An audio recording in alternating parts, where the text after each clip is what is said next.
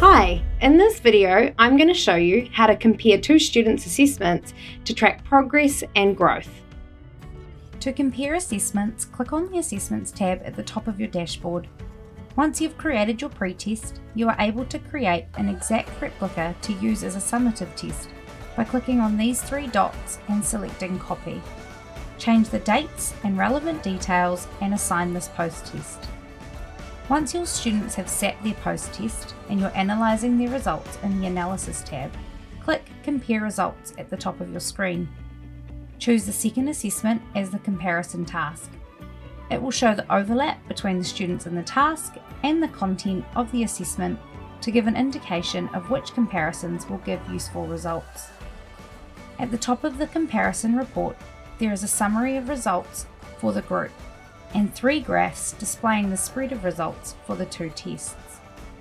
Scrolling down to the student results section, we can see the final percentage score for the pre-test and summative test for each student and the change in score between the two tests.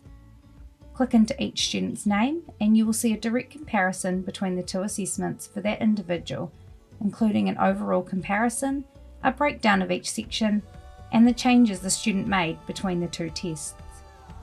To print this individual student comparison, click Print at the top.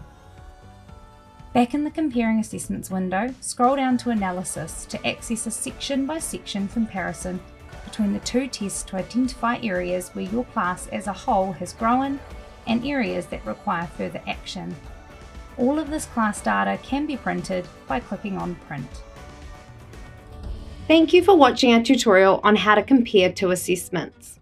Remember to reach out if you have any questions and keep an eye on the rest of the videos that are coming out in our tutorial series.